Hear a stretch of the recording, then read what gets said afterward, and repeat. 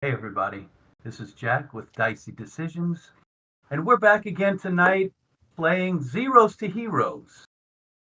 Um, we have with us Spaniel and Becca and John and Mel and Juliet, and they're playing their five characters that we'll get back to in a minute. I did want to make a slight disclaimer. We are headed toward D&D, but we're not quite. And the reason I say that is because all of this has been narrative so far. We're playing level 0 characters, and no one has rolled dice yet. At least the characters haven't rolled dice yet. Um, and we're going to keep with that until we go to level 1. So we probably have tonight and maybe another episode to just tell the story of their beginnings. We are in a small town called Gladewell, out on the fringes of the giant conglomerate city, which is Iman. And Iman has reached out to try to incorporate Gladewell into their huge embrace. And we are currently at a festival celebrating both this and the town of Gladewell's 500th anniversary.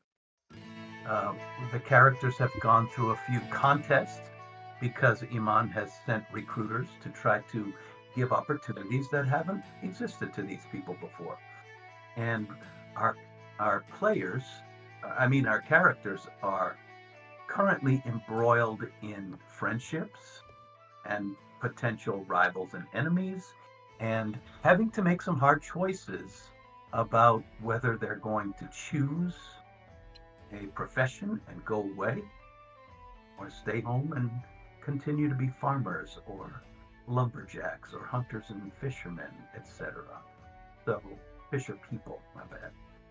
Uh, so, we ended on the first night of the celebration, where we had four events, we had fireworks, and the characters very tiredly crawled back home into the bed, ready to rise early.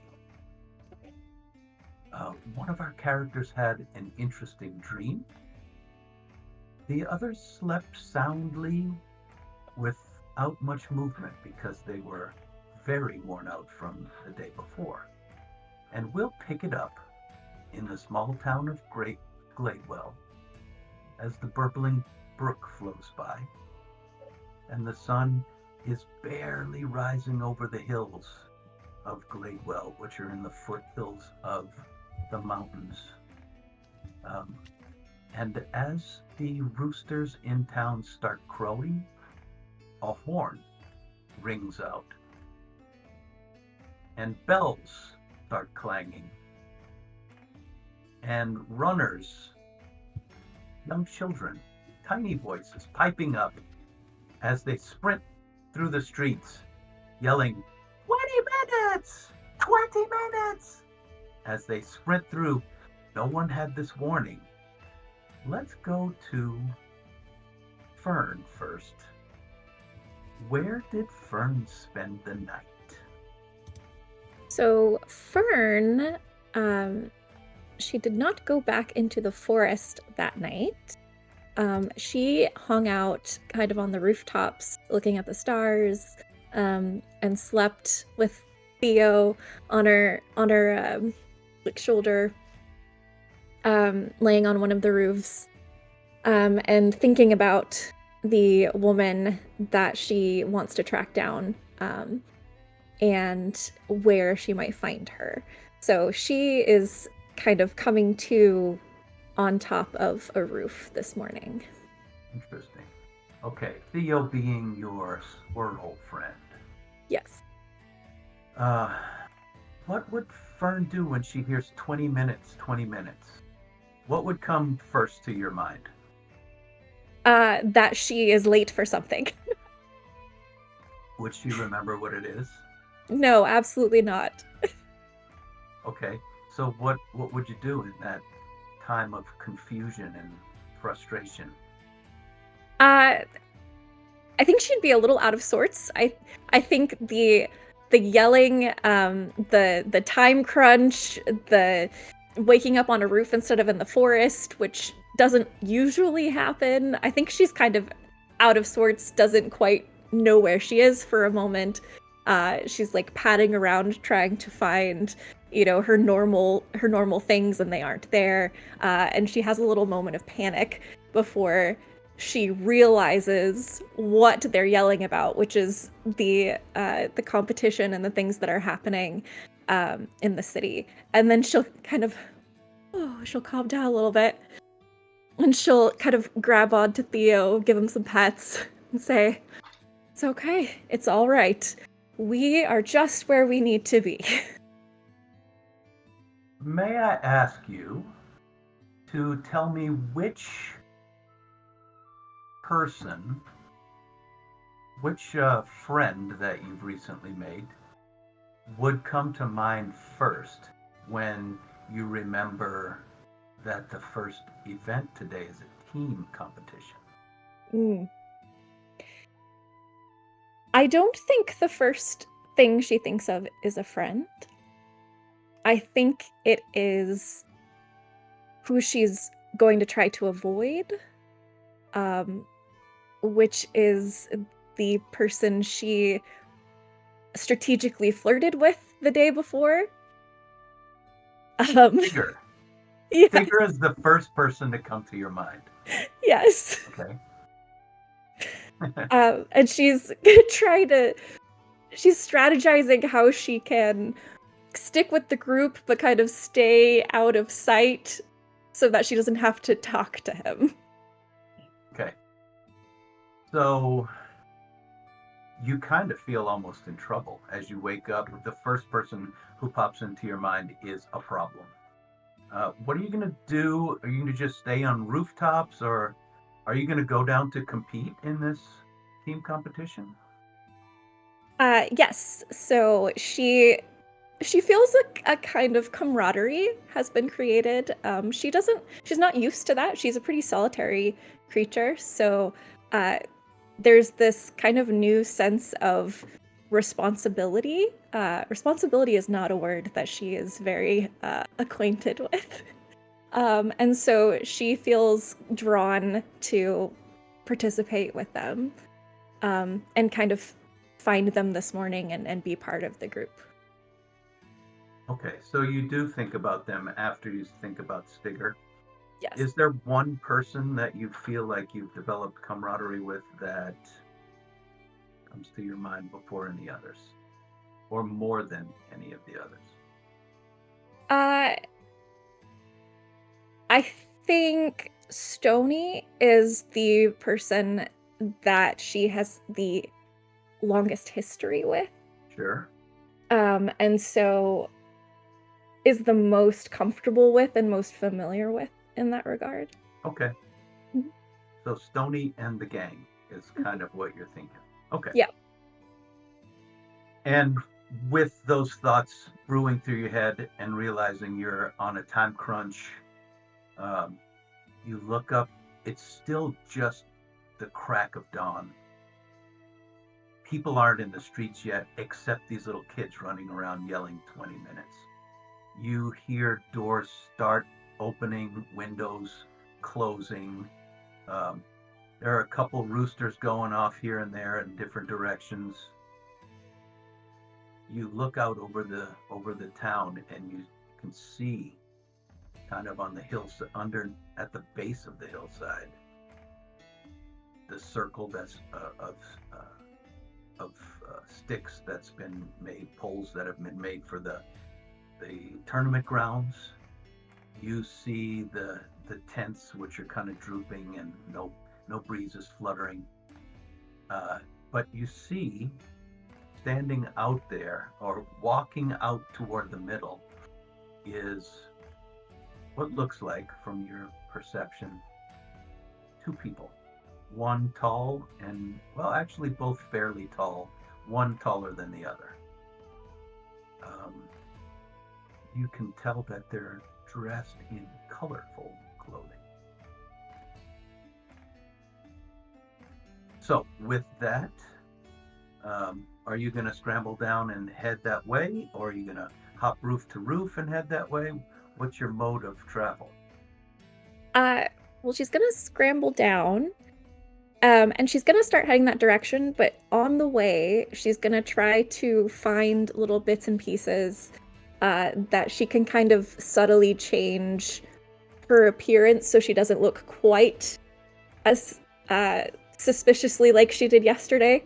Interesting. So she's gonna try to kind of tie her hair up differently and maybe find, more of like a veiled, hooded type thing to wear, um, instead Okay. of how Are she you looks. willing to pull things off of clotheslines? Oh, absolutely. Okay. So with that, there's a well or trough, so you can definitely run water through your hair. There's a scarf. You find a very dark, like midnight blue scarf that you can pull down off of a drying rack. Um, there's certainly different piles of embers, charcoal, that you can rub on you if you'd like. You know that at the Potters there are different colors clay that you can put on yourself if you want to shade your complexion. You also know some flowers that you could use to develop a certain scent or even to dust yourself with color. Stain your clothes even if you wanted to, like grass stains with flowers. So Yeah. as Fern is very busily like rubbing herself and smoothing herself and while she's traveling to the fairground kind of area, um, Daniel, you're at home and you hear uh, 20 minutes outside your window.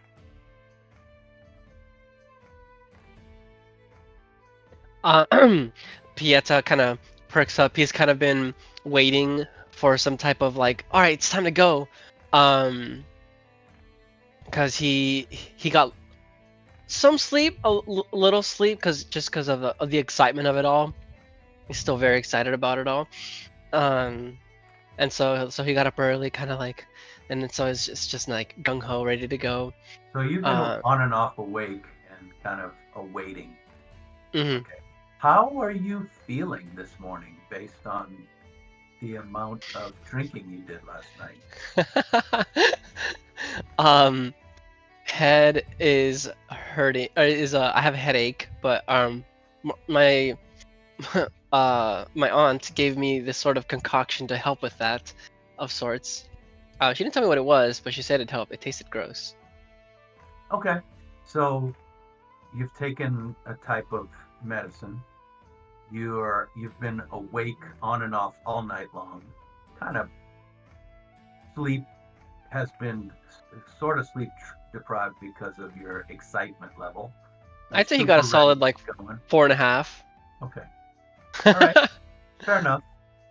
And when you hear people calling out 20 minutes and you realize that you're still in bed, what's your first reaction? To like perk up, like it's time, and like gets a little satchel bag and says, "All right, Aunt May, I'm heading out.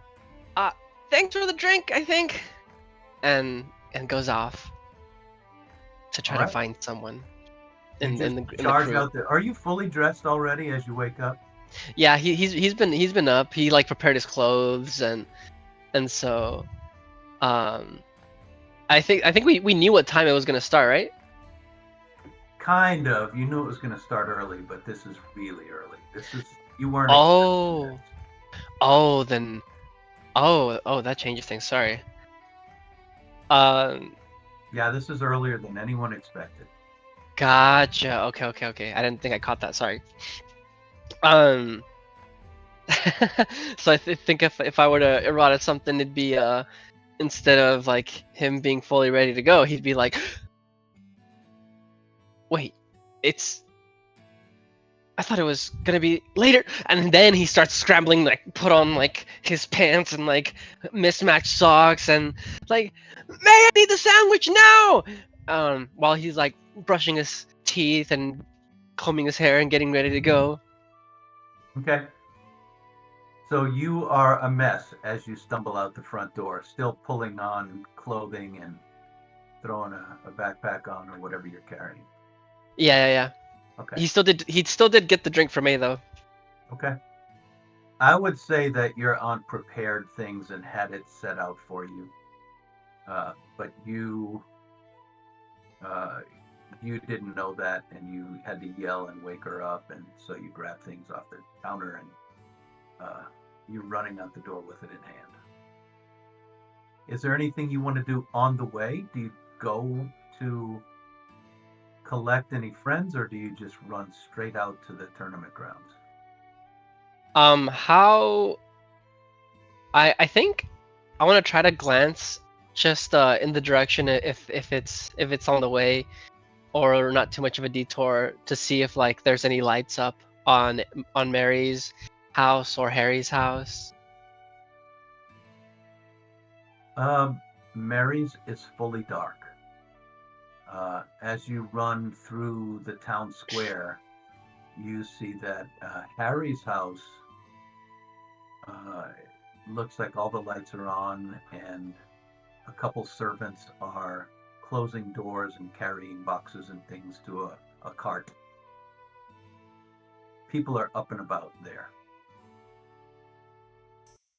Okay, yeah, he just kind of makes note of that and carries on towards the commotion. Okay. Let's go to Rip, up on the hillside. Do you think Rip would hear the kids yelling 20 minutes from? Good question. I know that by this time, Rip's probably been. They set out pretty early. They've been out for only maybe about like 15, 20 minutes. They thought they were going to have a lot more time than that.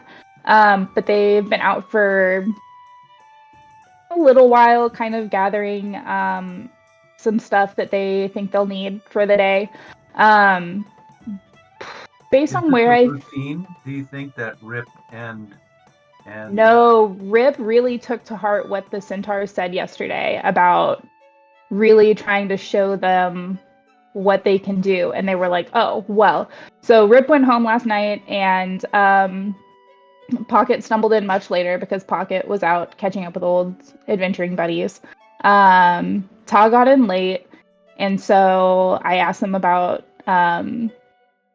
what hadrosaurs like, what they like to eat, kind of trying to get prepared. And so they've been out trying to collect a couple of those things this morning.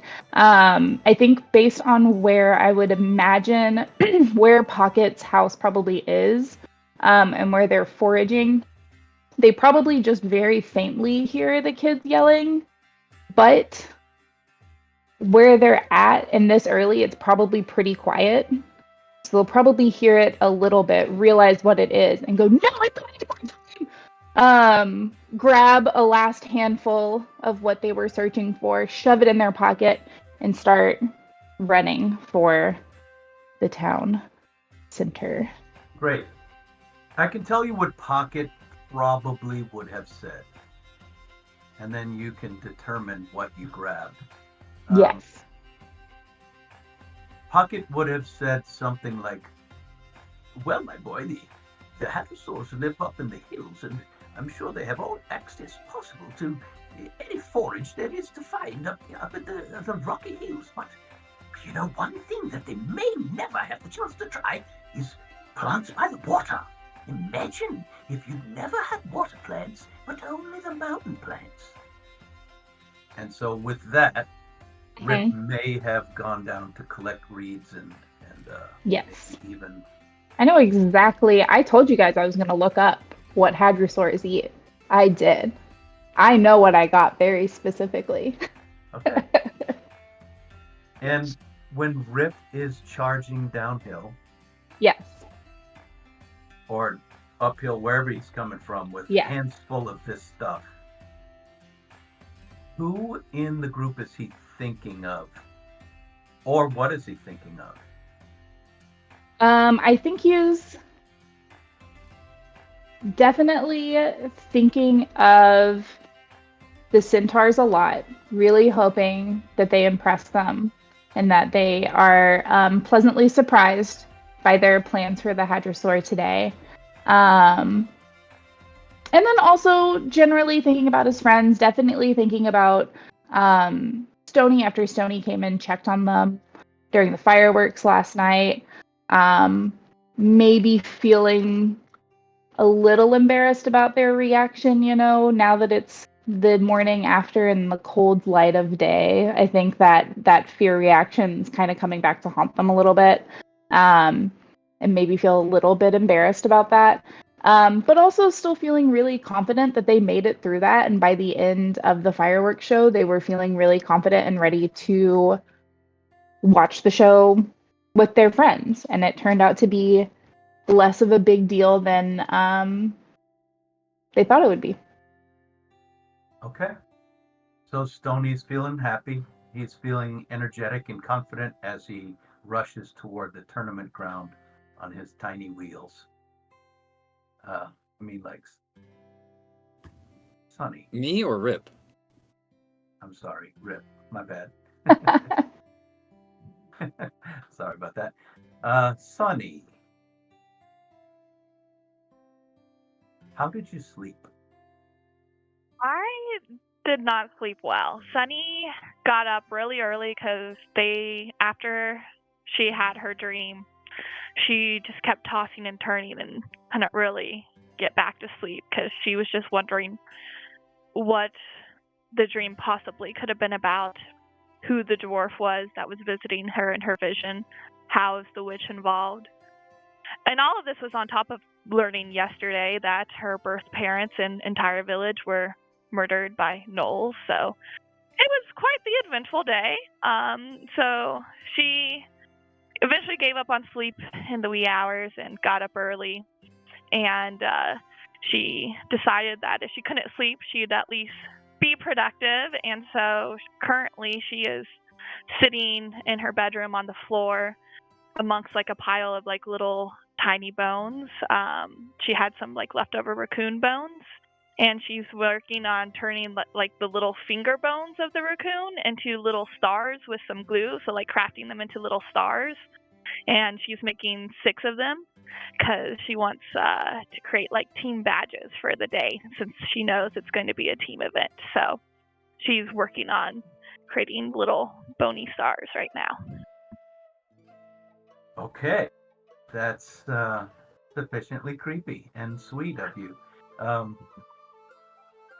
So, have you completed all of those badges?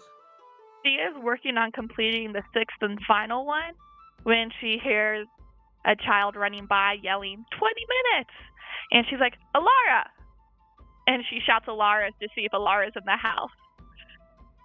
Alara is not in the house. She's been paid well to do this job, and she's running all over the place. Shoot, I wish you would have told me so I knew it was going to start this early. I haven't had time to get ready. What you do here in the house is your other siblings telling you to be quiet, it's too early, etc. Oh, they'll be fine. They'll be fine. I go and I place the last bone on the star, gather them all up, and then I go and just quickly like run water over my face. I don't even try to brush my hair or anything. It's just in the braids from yesterday. And unbeknownst to me, though, I have like a finger bone stuck to my cheek, but I'm in a rush, so I just go to the kitchen and I like scrounge around in the cabinet and I find some like couple day old bread just to try to eat on my way over because I do not want to be late for the event. And finally, Stony. Where does the cry of 20 minutes find Stony? Well, so you said the roosters crowed first. Sure. And he's used to getting up at that time. However, he got to bed fairly late than he usually does. So he wakes up, and he starts going through the motions. He's unsure why he's so tired since he's used to this right now. And he goes over to one of his milk crates. He checks the rooms to make sure that his parents aren't watching him or uncorks one and just has a bit of that. Gets a slice of bread and honey. And then here's the 20 minutes. 20 minutes. 20 minutes. Where have I heard that? Oh, I need to go. So he sits down his honey bread and goes to put on his clothes for the day, and is just generally scrambling to get moving. Does it take him more than 20 minutes to get out the door and to the tournament area? I wouldn't say it takes him 20 minutes. Okay. He's pretty tired, but he's moving. And since Stony took a few seconds to remember what was going on, what are the first things that cross Stony's mind as he's stumbling out the door and rushing through the still dark streets? Well, his arm is a little sore, so he remembers that whole arm wrestling competition, and then he realizes, oh, his whole body has been pretty worked out the previous day, so he's really feeling it, and he remembers getting together and riding those horses, and how collaborative and cooperative of what it was. And his mind goes over the fireworks on the hill, and he's that gets his heart racing, and he thinks of all his friends, Sunny, Rip, Pieta, and then he stops for a second and realizes that he hasn't seen Fern. And so he looks around, collects himself, and then keeps going. Why did he stop and collect himself? Because he's unsure what she's plotting next. So it could be the next prank around the corner at any moment.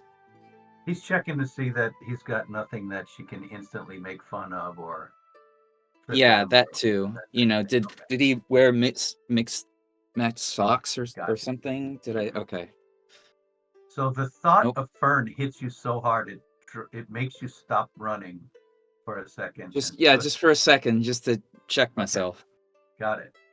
Okay. As you guys are moving, you see other people moving. Not many.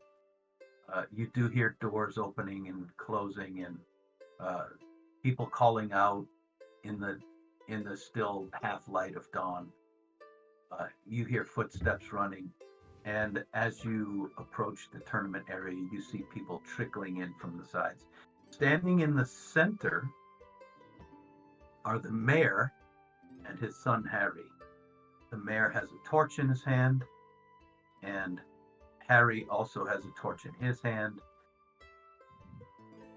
And Harry steps up onto this little podium.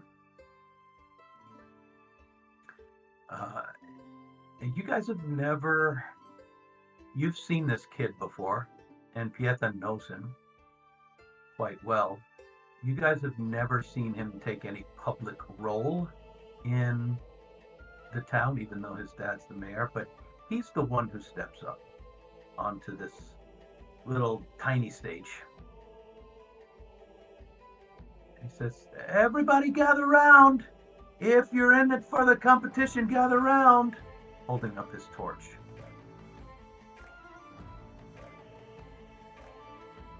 I start looking around for the other team members, and I'm like, do I see everyone here already? It takes you a second, but you can pick them out. They're kind of bleary-eyed and looking around as well.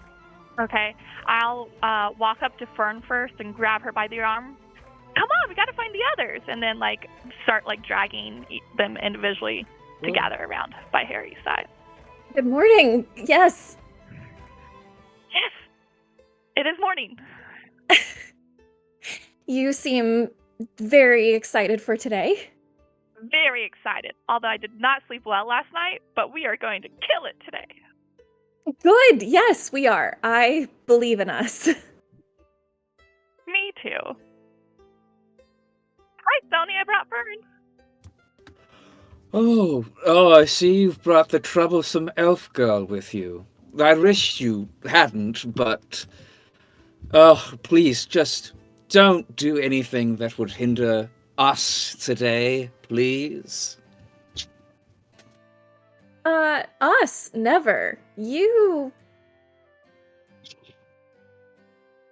Don't finish that thought. Tony, Wasn't you see the planning on squirrel it. peeking out from under her hair. It makes a little noise at you. Good morning, everybody. You see my friend up there? That's my friend. I know him. Oh, Harry, the mayor's boy? Yeah. Hey Very guys. nice. Hey. Hello, Rip. Hi. Are you guys ready? I As think so. Ready. I'll ever be. Some What of are you we guys I think doing? that's magic. look ready. You hear I the don't know. I don't know what we're doing so early in the day. kids in the distance saying, and other people are still filtering in. This few minutes later, you see a couple of families walking up with baskets on their arms. You see around the tournament area some of the cooks are lighting up their fires to start preparing the free foods and things that they had the day before, but that was at least an hour after this. Your mic cut Harry, off a little bit. Did you say 5 minutes? only 5 minutes, yeah. Yeah. Yelling 5 minutes. Harry steps up, up on the podium, pulls up a horn to his mouth, blows the horn, which kind of is the official start of the competition today. Are you guys drawn in? Okay. Startled. Yeah, you How see many, other as we look people. around, how many other teams do we see? Much like yesterday, everybody, and maybe even more, are stumbling in. Everyone has been caught by surprise with this early call. But people are coming in because it seems so fun and such a community like get together and like a celebration that more people are participating today. And Harry says, "Hi everybody. Today we're gonna start day 2 and the first competition." He looks over at his dad. Dad just nods at him. Is the dinosaur catching?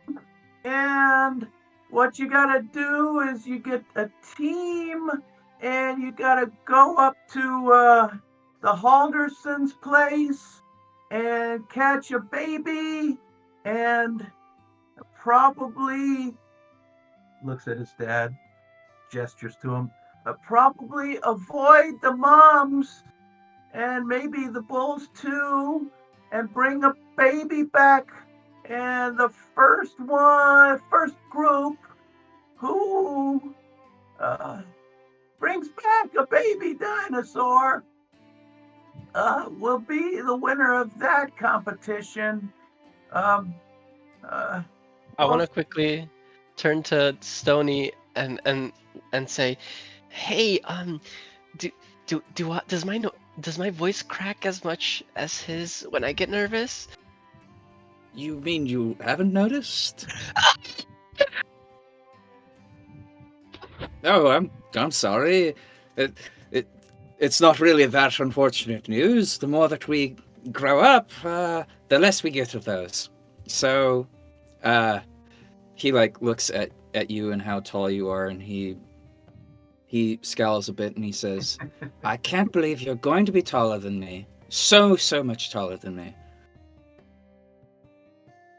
So if you have a team, uh, you know, he looks back at his dad, and his dad, yeah, get your team together and check in over there with Jara, and she'll give you a team number or something. A team name maybe. And once you have your team, Jara will signal when you go. Yeah, that's it. So make sure you have a team and go see Jara. He starts to walk down and then he gets back. Good luck, everybody. Walks back off the stage. As an attempt to be an encouraging friend, Pieta goes, "Woo!" and like starts clapping. Woo! Oh, with as much energy as you could at that early in the morning. Okay. Clap along and turn to Pieta and be like, "It's a good job." I say, "Thank you for help. Thank you for cheering along with me, Sonny." Of course. Pieta, speaking with Sunny, you notice there's what looks like a bone is stuck to her cheek. Sonny, Yeah. you got a little something right there. I go to the wrong cheek. No. That's Oh my face. no, not your face, silly. The other cheek. Oh, yeah, it's a raccoon finger bone. You want it? Ah, that's so generous, but I ate breakfast this morning. Thank you. Rip goes, yeah, and holds a hand up. Yeah. Here you go. And Thanks. speaking of which, though, I made all of us team badges, and I pull out my finger bone stars. Oh, All 6 of them. It's because we're going to be the stars of today. How delightfully morbid. I'll take one. you know what? Yeah, I'll take one too. Thanks, Hey. Sunny. Yeah, neat. And I put one on Grim as well. That's I was who- wondering who the 6th was. Yeah. I was like, Alright. 6? So He's an Jara- important part of the team. He goes, I fucking am part of this team.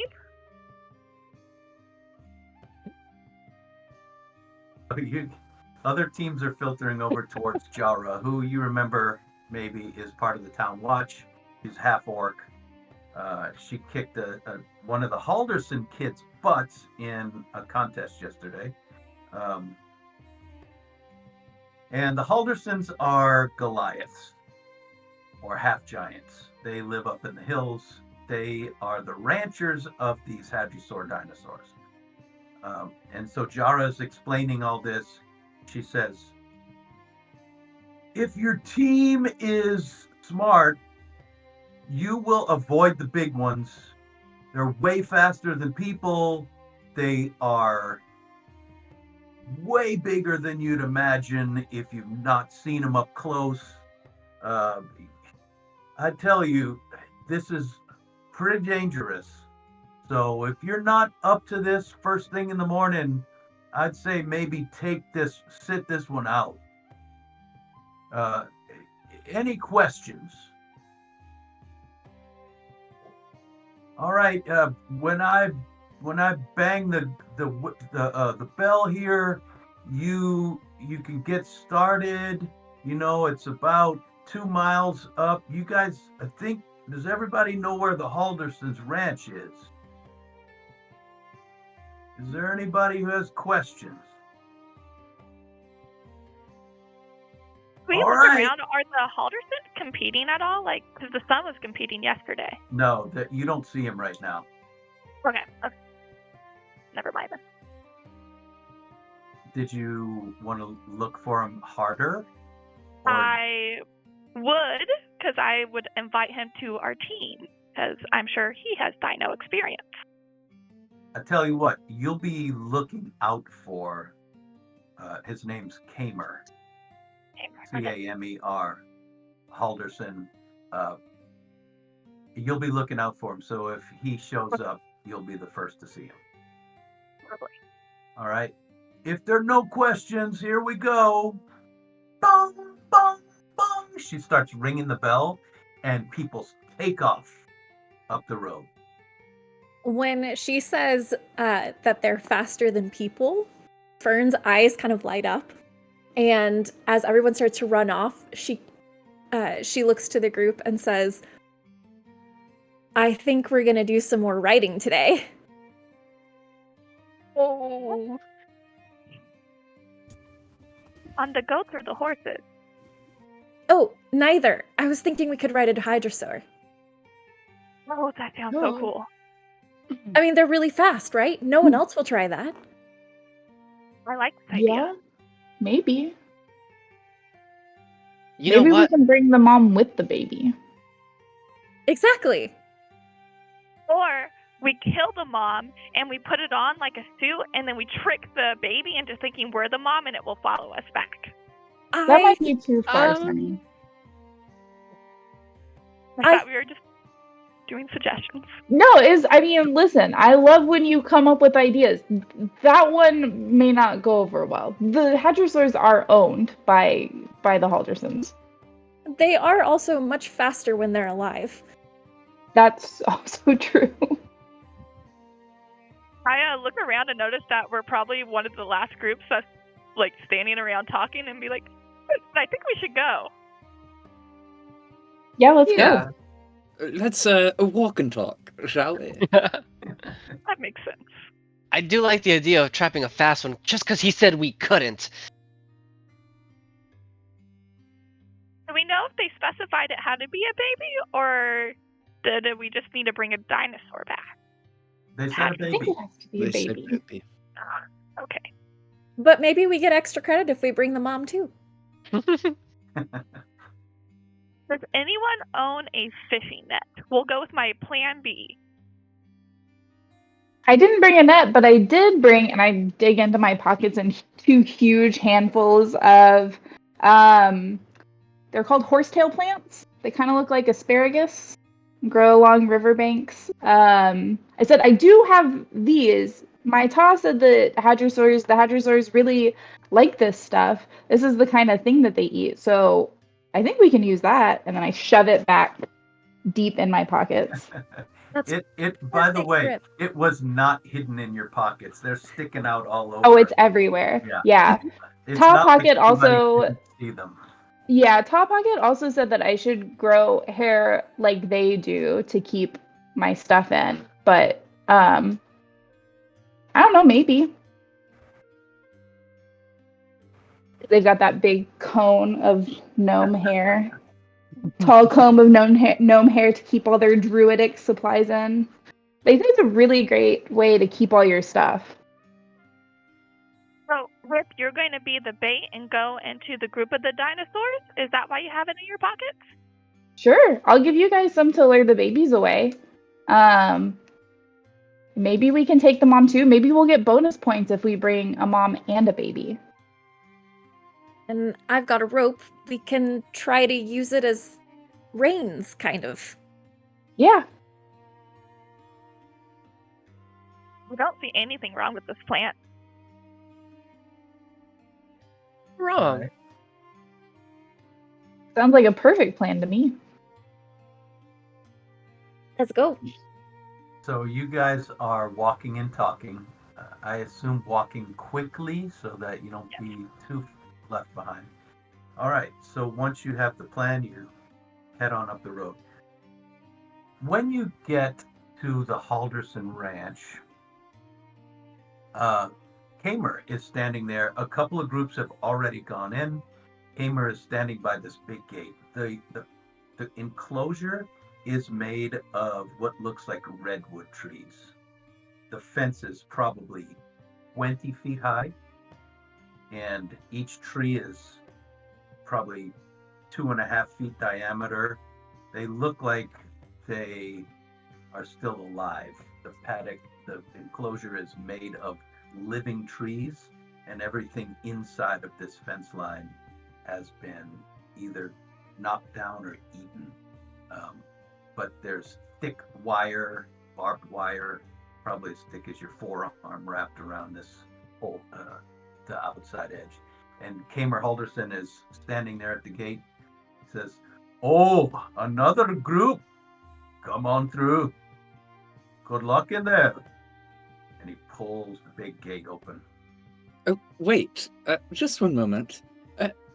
You couldn't suppose you could tell us anything about hadrosaurs, could you? That might be helpful to us. I know all about him. I raise him, of course. Have you ever ridden one? Ridden one. Well, I've tried. Mind you, but it ain't easy. The young'uns are the only ones you can even get up on. The mums and dads are way too big. And they don't like it when you try to hold them still. So, how do you personally catch a baby dinosaur? Catch them, I don't. We can, grab them with rope and with hooks, and we move them around with big, long hooks. But we don't grab them too often. Sometimes we gotta rope them, but we don't grab them. We got hooks we sometimes use, but you can't really grab them. And final question for me. If you wanted to move these animals, what would be the best way to do that? To move them? Well, like I said, you can't really grab them. We got the hooks you can use to push them around. You can, possibly rope them and pull them, but the hooks are what we use. We don't The really hooks. grab them. Perfect. Thank you so much for that lovely lesson in rounding up. It sounds like ropes and hooks. Yeah, you gotta get yourself a rope or two. You gotta get yourself a hook or two. to Stony move. turns away and goes, "All right, guys, let's go." While Wait, you have some hooks that we can borrow? Hooks you can borrow. Where do you keep your hooks? Well, you can make a hook if you got the time, you got to get a long, thin branch with a fork on the end, and you cut the end off so that the fork is the hook, and you can, use the hook. Or we have some hooks we've made over by the house, or I start walking that way without I even. say, okay, saying- thanks. And I You grab know what? Sunny and I drag her out of. you could also use a rope, but you don't want to grab them. Okay, thanks. And Yeah, then as don't we grab 'em. walk in, from my scarecrow situation with these horsetails sticking out from everywhere, I'm going to give everybody a handful. Just in case you guys, need them too. I have plenty left over, so don't worry about it. All right, so you guys are walking over toward what? The house where he pointed where the hooks are is where Yeah. I'm headed. So the house is a huge house. It's made for people that are twice your size. It's big. You can see it, a little bit uphill, but there are acres, hundreds of acres potentially of habitat for these dinosaurs. What you hear though in the distance but can't see anything is yells and screams, not like screams of dying, but shouts and thundering. You can feel the ground shaking with the thundering of giant feet, hooves, or whatever they have. Fern has taken her plants and is gone over to the closest trunk of a redwood that's near her and has started to climb it. Okay. Is Fern a good climber? Yes, she lives in the forest. Okay, so you find a tree that's tall and with a lot of branches. You can just jump right on and climb it like a ladder. And you get up probably a good 30 feet in the top of the tree. What are you looking for? I want to get a better height for an adult hadrosaur so that I can get one's attention with the plant and try to lure Okay. it over. So, in case you don't know what hadrosaurs look like, they're kind of like a long creature that stands on four legs like this, long tail behind, and a head, sticking out. They don't walk on 2 feet, they walk on four. And standing on all fours, the adults' heads, which you can see in the distance, are about 10 feet off the ground. And their back slopes up to about 15 feet off the ground. And overall, they're probably 30 feet long, the adults. Okay. You can see flashes of them through some trees, and you see, even though it sounds like it's close, the thundering hooves, you can see it happening. There's a dust cloud like half a mile away. She's gonna start whistling to try to get attention and hold out the fronds tails. Horsetail? Yes. All right. Anyone else? What's the plan? I'm gonna kind of grok what Fern is doing based on what she said about the adult hadrosaur, and I'm gonna stay on the ground, ready with my horse tails should a baby come with this adult hadrosaur. So I'm ready to keep the baby in a close range for a rope. Okay. Do you have a rope? No. Okay. Fern, I need your rope. Okay. And so she throws it down. Okay. No questions asked. She's like, yeah, sure. All right. What are the others doing? So, Stony is going to grab Pieter and say, "All right, I don't have much time to teach you how to do this, but just in case, I'm Okay. going to show you how to throw a lasso." Okay. And so he goes over to the other end of the rope, and he goes, "Okay, so when you're going for," and she's going to start describing the technique for, he's like, "So dinosaurs, completely different, but we don't want to grab them, obviously. Grab but them. I mean, no, grab them. Don't grab. If we need to, we might need your help throwing this lasso. I certainly can try, but, I'm so very small, and you're so very tall." I got this. I don't know what I can do, but I got this. Okay. And Sonny? I'm going over to the house to find the hoof. Right. And so you're running off by yourself up toward the house. yeah. You other Yeah. four, you're fairly close inside the gate where Kamer Halderson let you guys in.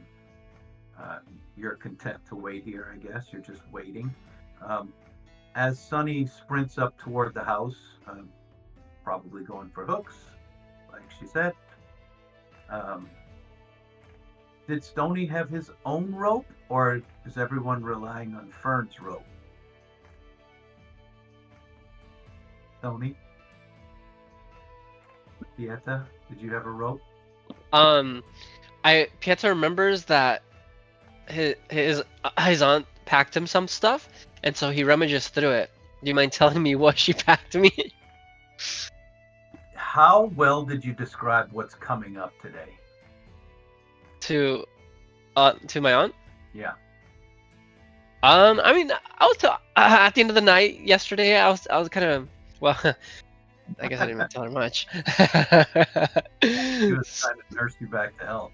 Yeah. She would So know the probably, competition. Let's yeah, she would know the say competition. she gave you a pair of gloves. And she gave you some cream to put on your skin so you wouldn't get sunburned.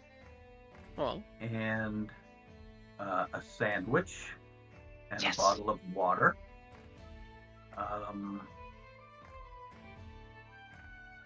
And an extra pair of socks. That's what you've got. I like rummaging through the things, grab the sandwich. I'll eat this later. And then, hey, Stony, I'm not sure how this will help, but I got socks. I got gloves. I mean, they're fresh. They're not stinky. Don't look at me like that. Where are the gloves? Are they work gloves? What are they? Yeah, work gloves. Yes, they are work gloves. Perfect. Here. Wear those right now. Oh, just kidding. I'll wear them. Okay. I'm ready to lasso things. Okay.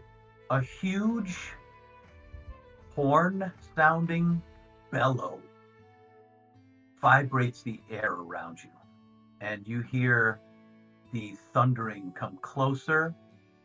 You hear the shouting of people who are clearly chasing these things around. Um, the thundering, as you listen, seems to go far away to the left and far away to the right, up into the hills. It seems to be traveling away from you. Sonny, you jog up to the house and you see there are like 10 big poles, each about 15 feet long. And at the end is a little hook that's been carved out of a tree, um, just leaning up along the side of the house. Lovely. I'll walk up to the biggest one and I lift it up. How heavy is this hook? It's like 50 pounds. You could Okay. probably drag a couple or more back, depending on how hard you want to work. Is there any rope lying around as well? Interesting that you should ask. Yes, you can find a coil of rope. Okay.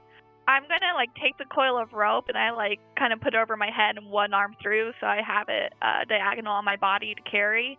And then I'm going to go over and I'm going to attempt to grab 2 hooks, but I am a 4-foot tall dwarf, so if I'm going to grab both and start trying to run away with those and then realize I can't do this. This is too much. And so I drop one of them and just keep the other. And I am going to turn around and see that none of my group followed me and they're still back at the entrance and just go like this to my head and be like, what are they doing? And I try to sprint back to the group. Okay, I will say that you can kind of wedge them one under each arm, so you can get 2 if you drag them on the ground behind you. Yes, I will do that. Okay, so you got a big coil of rope over your shoulder, and you're dragging 2 poles behind you. And the last group makes it in, and you see Kamer open the gate for them, and it's this group on goats. They come brum, brum, brum, brum, riding through. And they look at you guys and flip you the finger as they go by and gallop off toward the sounds. I make my way over to the group as soon as the goat people go on by and be like, oh, have a good day too. Group, we're just standing here. I got some things. You see Pietro with 2 gloves on, just holding his hands like this. Rip has one end of a piece of rope, and Stony has the other end of a piece of rope. And Stony's swinging around a little loop. Oh, goodness. This is why Grim is the team captain. Okay, let's get together. I brought another rope. I'm going to... Wait, where's Fern? Hey. What are you doing up there? I'm gonna jump on a dinosaur. Okay. I like where your head's at. However, you notice none of the dinosaurs are here? I figured we could get him over here. Okay. How are we gonna do that? Pieta remembers there's a sandwich in his bag, but is very reluctant to say that he has a sandwich in his bag. Well, we have plants. We have food. Starts kind of biting his nails, anxious, visibly. Got gloves on. Oh yeah, starts biting his gloves anxiously. Okay. I pass one of the hooks to Stony and one to Pieta and be like, okay, new plan. Rip and me, we're gonna stuff our pants with plants and run through the dinosaurs, and they're gonna chase us. And then Wait. Okay, as much as this plan is awesome, Sunny, I didn't want to do this because I really like her sandwiches, but I have a sandwich in my backpack. Maybe the dinosaur, we can use it to lure the dinosaurs. Oh, can I see it? Yeah, sure. Here. I take it and I take a bite. Yeah, this is a really good sandwich. And I pass it back. Which? Oh, I thought it was group food. Okay. See, we run through the dinosaurs, and then you with the hooks, you like try to prod baby one to get it separated from the pack. And then Fern, you jump out the tree and grab it. Oh, I thought we weren't supposed to grab them. I mean, they just said it was hard. Didn't say not to, per se. Okay. Can I borrow some more plants to stuff my pants? Yeah. I pull some more out. Hand a couple handfuls over. I'm going to take a rope too. Pocket. If there anything like giant badgers, we had giant badgers at my old village. I do remember how we used to train the babies to get ropes on. And you got to make a loop, and then you got to put the food through really slow. So they like put their own head through the rope, and then you've got them. Because if you try to throw it over their heads, baby badgers, they lose their minds. They get really scared. They run away. So if hadrosaurs are anything like badgers, we've got this. That's great. Could we also try to use a rope to trip one? And then we could put it on their head when they're on the ground? It might be good to trip the mom if she gets mad. Oh, that's a good idea. Okay. Stony, Payetta, trip the mom if we look like we're in trouble. But if they're mad, they just get faster. That's why we trip them. We can use it to our advantage. Wait, how is being faster to our advantage? Well, we load up baby onto angry mom, and we go really fast. I see. Do we all get to ride the same mom? I mean, they're pretty big. Okay. As you guys are talking, planning, you hear the gate creak open again, and you see two people in all gray. Full gray costumes with hoods. It's the two people in gray that have traveled with the noble from Iman, and these two people come walking into the paddock, and Halderson closes the gate, and these two walk in, and they look at each other. One says, "Well, I believe we are just in time. Look there." And in the distance, you see a goat. One of the giant goats that they were riding, kind of scampering, bounding off without a rider. And then you look beyond that, and there's one person with his arm over another person's shoulder, and they're shuffling out as though the one person is dragging a leg. "Well, sister, we'd best get to work. They will be probably unhappy when we tell them the unfortunate news." And they start walking past you guys toward the injured one. How much of that did we hear? All of it. Oh, great. I'm not trying to be quiet. What's the unfortunate news? They look, yes. If you are injured and unable to compete, you are out of the competition. And so, if you are injured, we will heal you, but that means you are then disqualified.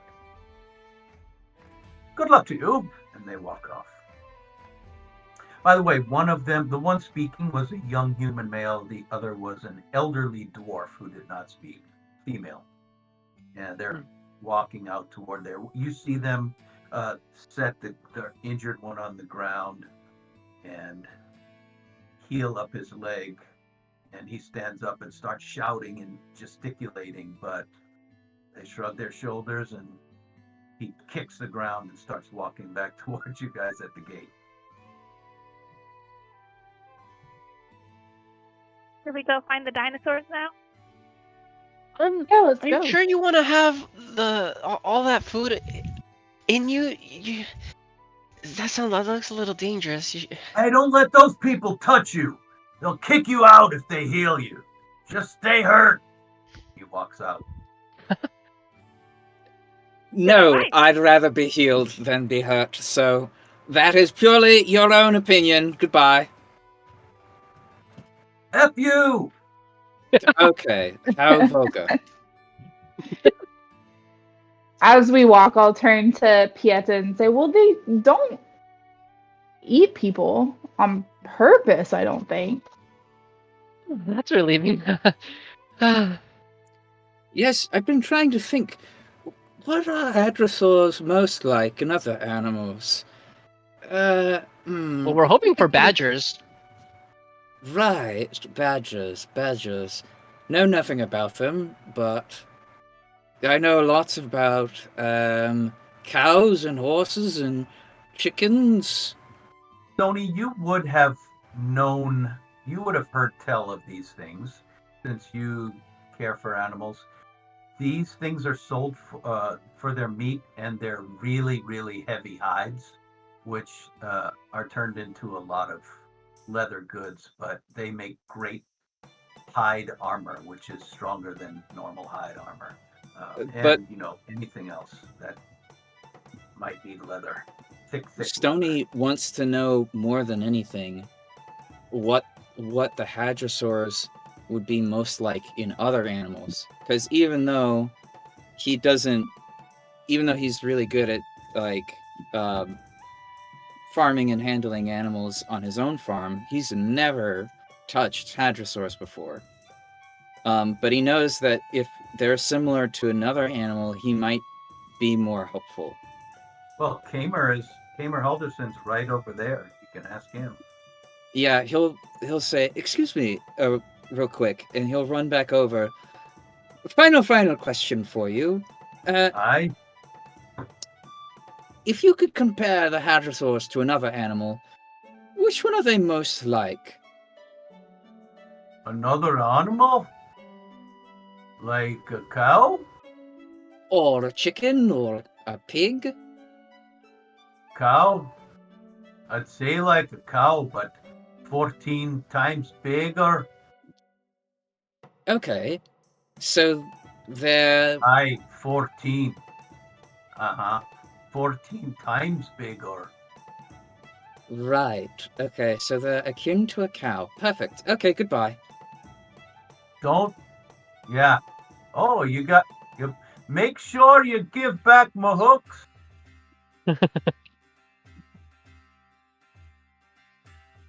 He doesn't turn around. Which way did the injured mountain goat people? Were they on the left or the right? Because you said we heard sounds coming from both those directions. So what I'm picturing in my head is kind of like rolling hills that you're looking out into. And you have been coming uphill, so the hills roll higher and higher. Most of it is open, so you can see the tops of hills sticking up in the back with little pockets of tall trees, like stands of trees all over the place here and there. Off to your left, inside the fence, is the big house, about a half mile away. And somewhere up there, Fern saw a smoke and heard yells, and you guys feel the ground trembling. It seemed like up and to the left and up to the right, the big hoofbeats went. So either direction. The guy that you saw was injured is coming over the first rise. You saw him maybe 300 feet away or something, coming over the first hill and stumbling back towards you toward the gate. So now he's gone. His friend has left and hustled out there, and the two people in gray are just kind of standing there on top of that first rise, kind of looking out and looking around and pointing at different things, but they're too far away to hear them.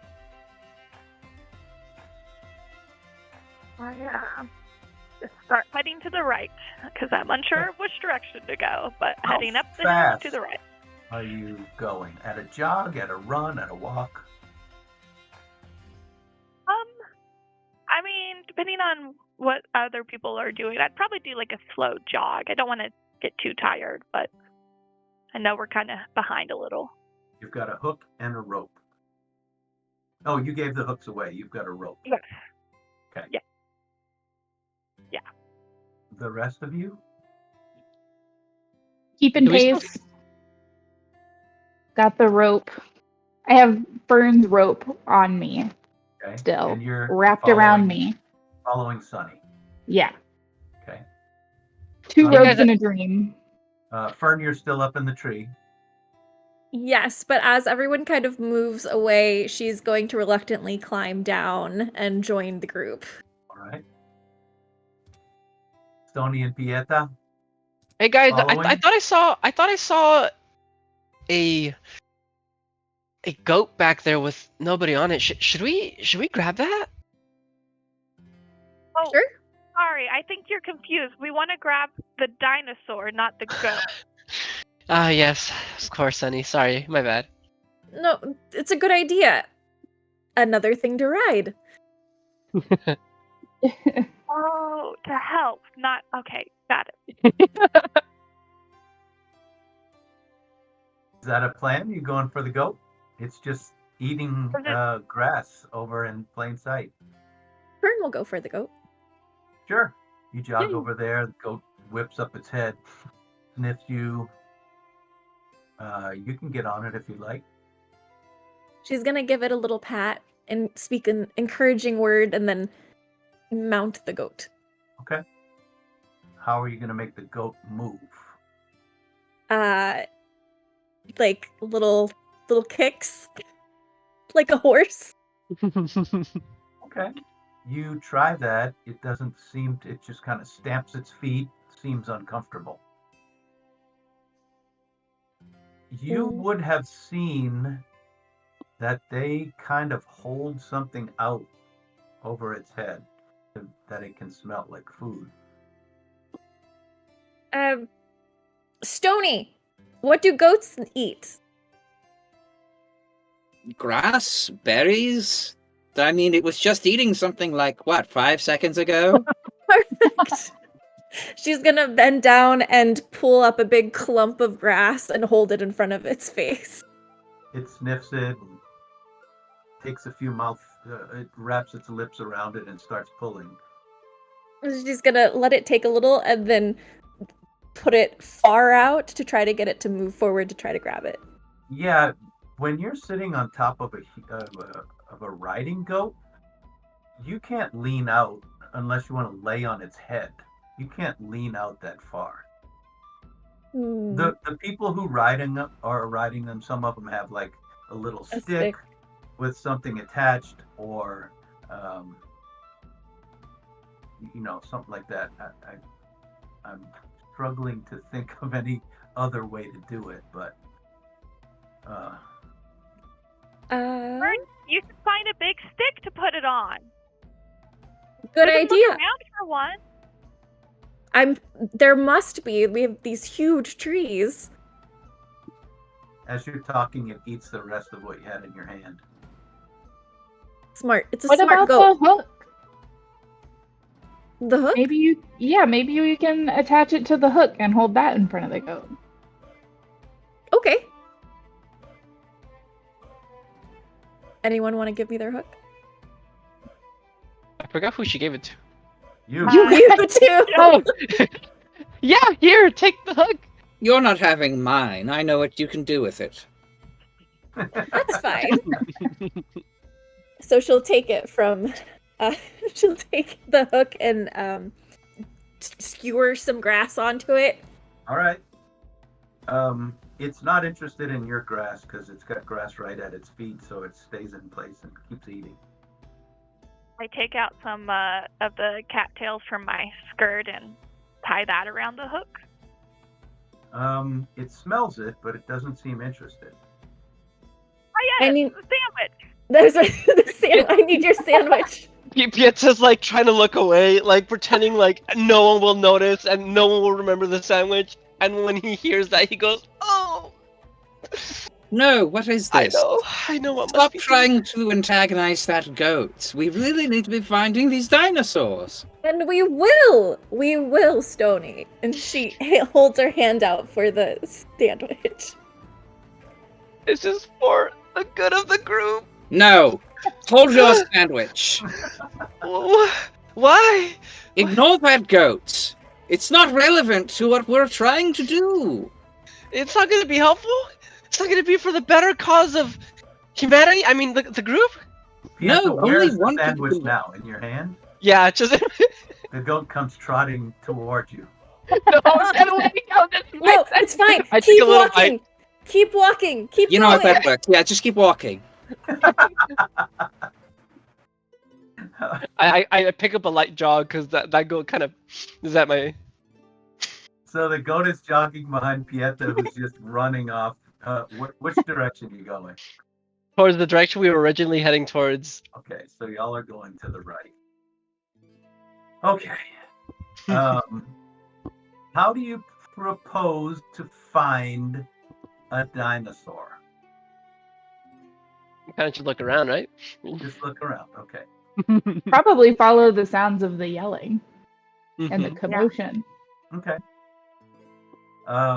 You the come to tremor. the top of this first rise, and you see on another hill, maybe a mile away, a herd of about 15 giant dinosaurs are cresting over the other hill and going down the other side, leaving a big trail of smoke.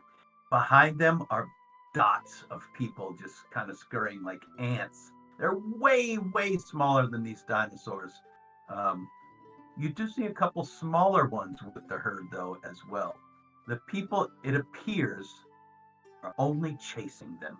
Nobody has even gotten close enough to attempt anything from what you can see, except for the injured guy. Gonna Oh, go ahead. Go ahead. I was going to ask, is that the only group of dinosaurs we see? Like, I'm personally would moment. want to go up another hill and see if I can find a group that has less dinosaurs. Sure. Okay. I So turn to y'all- Stony real quick and say, "Hey, that's a big cow."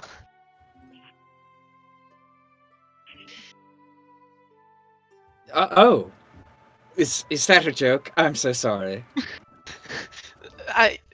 We're supposed to trap that? Okay, no, the babies, right? The babies. Okay, let's keep going. The babies are probably the size of a cow. Is that what you're saying? Sure, buddy. Let's keep going.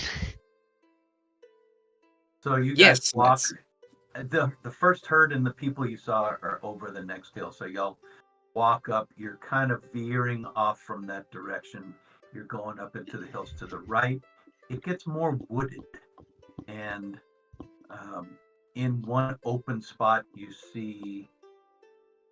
hear loud whispers, and you come into an opening and you see a small group of people, like 3 people, that are whispering to each other. There's one right over there. Josh, you're too loud. No, come on. We're so small, they're not even going to notice.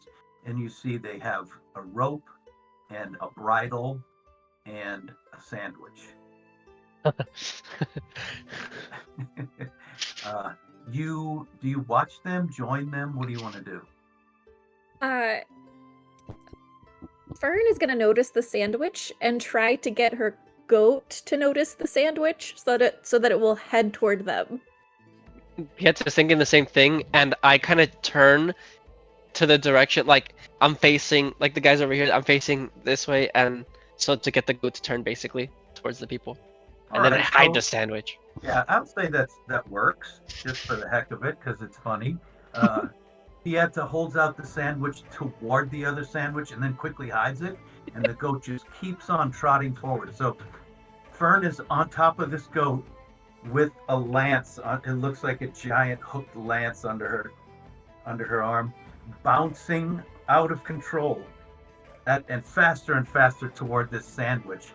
These people look over their shoulder and scatter. The sandwich falls on the ground. They jump out of the way. Your goat stops to eat the sandwich, and these people are cussing you, and you hear a big commotion. There was a dinosaur right in the trees over there. You see it stand up and burst out of cover, like cracking trees out of the way and scampering into the distance. And you hear a smaller sound like behind it, and you see a baby scurrying along. But they are full sprint. Quick, try to do the lasso thing, Tony. They're about 100 feet away from you. Just kidding. Are they like running to go join the bigger group? I would assume. They're just running away. You don't know where they're going. Fern They're pats coming the to goat and says, "Good job." The goat finishes the sandwich and starts sniffing around for more and starts walking toward Pieta. No, you get away. The three guys that you foiled are cussing you out, and they go chasing off after the dinosaur. You ruined our chances! They run off. Oopsie.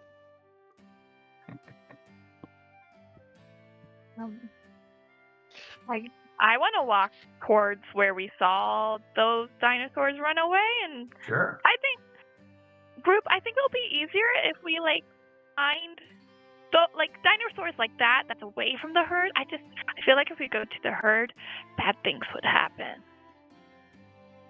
I like that logic. Yeah, they seem to be running pretty fast and not really looking where they're going. Should we start combing the woods? Yeah. Yeah.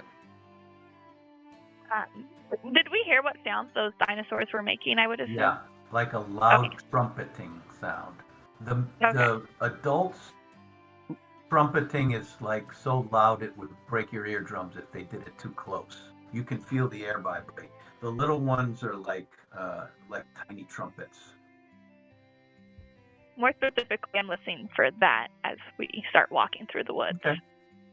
And as we walk past the woods, especially where the dinosaurs stopped in this clearing or whatever it is they were, Stony wants to try and notice or try and investigate to find a reason why these dinosaurs stopped here of all places. Did they like the shady area, or was there something there to eat? Do I see bite marks in the bushes? Okay. Yeah, I would think that you would see it was an area that was mostly pine needles flattened out, and around the pine needles kind of masking that area were shrubs and bushes. So it had almost found a little circular patch with nothing and nestled into the pine needles to rest. Okay. Then Stony will investigate the type of these bushes. Are they common throughout the grove? Yeah. Okay. Bushes that you've seen all over the place. It's just that this area is especially dense with these bushes, correct? No, it's just that there's a blank spot with nothing but pine needles, which was the perfect size and perfect amount of no sharp stuff to lay on that they found. And now that you realize that, you see that it's easy to find those little patches of bare ground with pine needles on them if you know what you're looking for. Certainly not everyone's going to have dinosaurs in it, but it seems to be a good resting spot. It's something that a deer would have chosen. Hey, group, do you see where these pine needles and bushes are? If we can find a place similar to this one, well, I'd say we might be able to find a dinosaur or stragglers.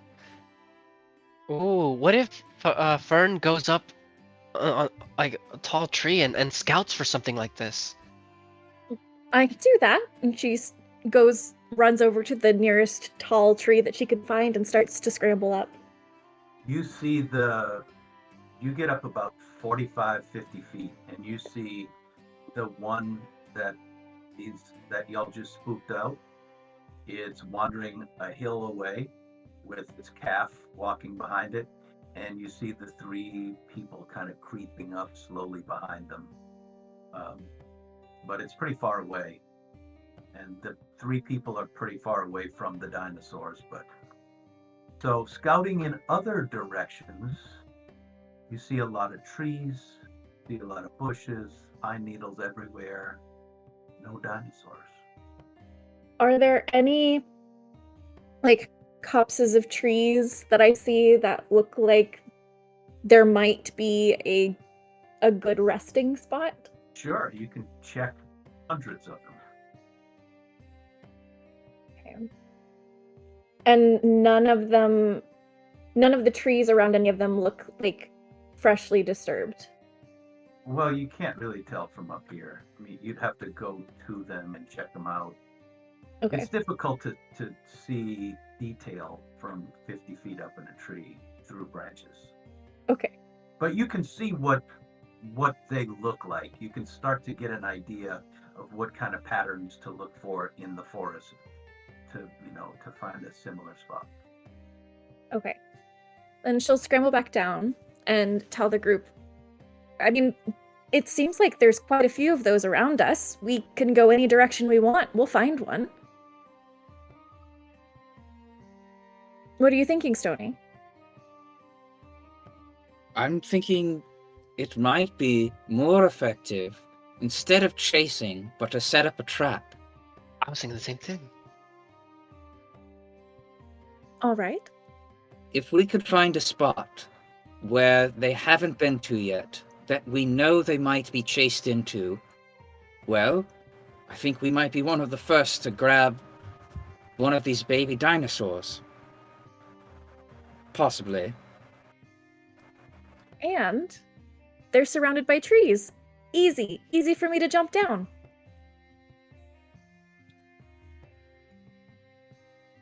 Okay. Let's say, well, are you looking for a spot to set up an ambush or something? Or are you looking for dinosaurs? I think we should, Set up a dino bed and breakfast. find one of these copses that looks really cozy and kind of spread some of these horsetails around a bit, see if that draws them in a little bit. Okay. So you step and you wait. An hour passes. You don't hear any ruckus from the hillsides anymore. Another hour passes.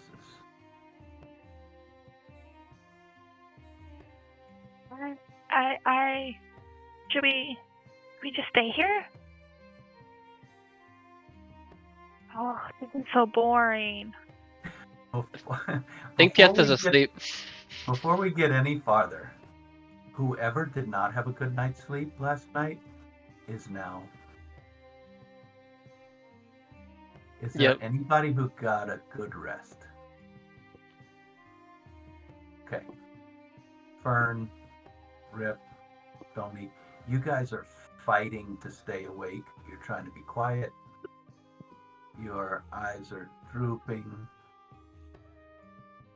It's been a good 2.5 hours when you hear a crunch. What do you do? Pieta and Sunny, you're sleeping. Mm-hmm. What do you do, Rip, Stony, and Fern, when you hear this noise? What's the first thing you do? Just, okay. Just Open my eyes and freeze. Mm-hmm. You see Look. about 15 feet in front of you, just across the bushes, a giant mound. And you hear crunching and chewing as this adult Hadrosaurus, dark greenish gray skin, brighter greenish aqua colored stripes coming down from its back, random specklings of aqua and yellow scales across its thighs and tail. And it lifts its big duck head and looks around, and you see there's kind of dark surrounding its eyes and stretching back along its head, and its mouth is chewing sidewards like a cow does, and it's got a couple of horsetails hanging out of each side of its mouth. It looks right at you. You clearly know it sees you, and then it dips its head back down out of sight, and it's crunching away. Slowly, calmly, move into position. Rip's going to move onto their stomach, holding out some horsetails rope in one hand. Not really ready because that's an adult, but holding out, kind of scooching a little bit closer. See if I can get a little bit into its periphery, holding Rip. this treat. And only Rip wiggles underneath the bushes, holding up a rope and horsetails in his hand, and sees on the other side of the big one, there's a baby looking at you under her stomach. And it takes a few steps towards you. It's about the size of a horse. It comes underneath her stomach. Yeah. And puts its mouth around your entire hand and arm. Okay. And pulls all the plants out of your hand, and your hand is all slimy. Nice. Did it? Kind of wraps around and pulls everything out. Okay. So I've got the rope in a big loop, and I've got it held up really still, and I've got the horsetails, and I'm trying to hold it so that it has to stick its head through the rope to get this. Oh, I see. You got the rope in one and a horsetails in the other. Yeah. So you can get like its muzzle if you want to tighten up on the muzzle. Oh, I'd rather it stick its whole face through. I feel like the muzzle it'll freak out, but I also don't personally know anything about horses. I see Sony. I'm like, I don't know what that means. And so I'm just feeding him horsetails through this rope. It eats all of them in your hand. As many as I have so many. All right. You don't have any left now. The mom I know. has eaten a bunch. After a few handfuls, I'm going to gently tighten it around his muzzle as I give another handful up. Here's what I'm going to rule in this situation. Okay. Rip. Yeah. Is the one who is doing it, and Rip is way smaller than anything that would threaten this dinosaur. Yeah. Rip just stands up and slips the noose around its head as it's chewing. The mom's big head comes around and watches you and continues to Cool. It's standing over you, the baby's under its belly, and Yeah. you've just put a noose on the baby's head. Oh, okay. And this is when Stony will come out of the bushes very slowly, and just give a little up to the mother and pull out his own horsetails that Rip has given a portion to Stony, and try to get her to look the other way. Okay. She tracks the horsetail in your hand and takes a huge lumbering step, and its giant head comes down. A big, like, giraffe tongue snakes out and wraps around your arm and pulls all of it out of your hand and leaves you slimed. And While he's doing that, I'm going to pull very gently on the noose, but use the horsetail to kind of see if I can encourage the baby into the bushes with us. you are on your last handful of horsetail. Oh my god, I didn't get it. I know I didn't get enough. It started earlier than I thought it was gonna. You pull a little bit on its head with the rope, and you offer it the horsetail, and it takes a stumbling step forward. Meanwhile, the mom turns towards Stony and puts a giant, like, 8-foot head up against Stony's chest and kind of pushes, asking for more. And Stony stumbles onto his back. You're out. They've eaten all your horsetail. Fern has been climbing up a tree while this is going on. Okay. And she is going to clock what's happening and think, well, we're not going to get it to move any other way. And so she angles herself to see if she can jump onto the back of the baby. On the back of the baby? Okay. Okay. Before we get there, what is Pieta doing and what is Sunny doing? Could he have woken up, or is he still knocked out? Oh 'Cause yeah, there's yeah. no- They probably elbowed you awake. You hear this giant breathing and crunching noise. You open your eyes and you see looming overhead. I like, oh, I'm like freaking out, and so I see Sony's like, or something like stay quiet or something, and I'm just like, what do I do? Trying to assess the situation, and I see that I think I see that the dinosaur is like nudging at Sony, like, where's more food? And then I get this idea. I'm like, I think I know what must be done. And so I'm like, sandwich. And I toss it to Stony.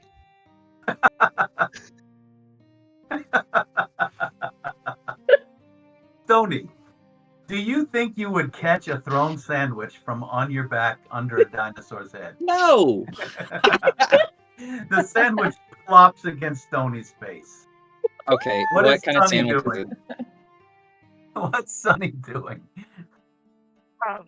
So I see that they're kind of handling that situation. I assume the hooks got put down somewhere nearish by. So I'm gonna like kind of crawl over to where the hooks are, pick one up, and like drag it along, but try to be very quiet. And Sure. I'm like trying to so like Sunny's on one side of the mom. I'm gonna go like to the opposite side. So my goal is to like prod her in that direction. Towards So I'm going Stony. to just start, Okay. towards Stony. So I'm going to start crawling that way with the hook. Okay. All right. You're on your belly, though? Yeah. Okay. You're crawling. Okay. So the sandwich hits Stony in the face. Her muzzle slides from your chest up to your face. Fern lands on the baby. The baby screams like a trumpet. What? Takes off. Fern is like digging in nails to hang on to this charging baby. Rip. You hold on to the rope? Yeah, holding on for dear life. I'm gonna try and see if I can work my way up it to get onto the baby with Fern. Try to reach out a hand for her. See if we can both get on. So I just rolled a die. Oh no! to see if Stony gets trampled. I know. It's like, I hope you have another character in mind. Fortunately, I rolled really low. It did not hit. Stony, the big mother spins around. Boom, boom, boom. Giant feet, about as big around as your torso, just thud into the ground on both sides of you. You're looking straight up at her butt, and the tail is stretching over. Sonny, you see the mom spins around, and her head is tracking the fleeing baby. You see your friends are attached to the baby.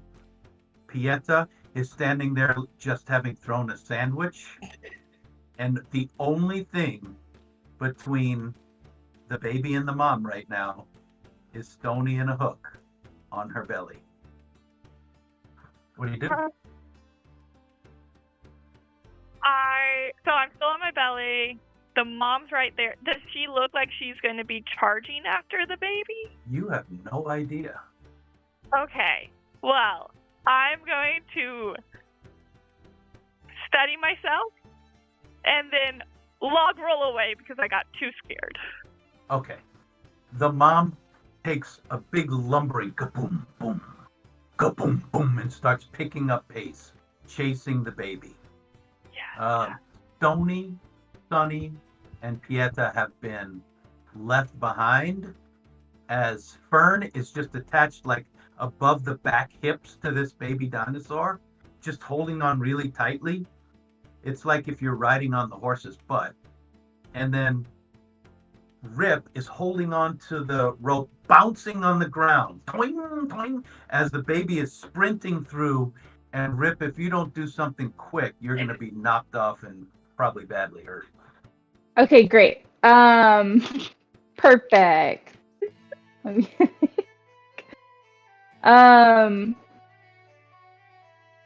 all right.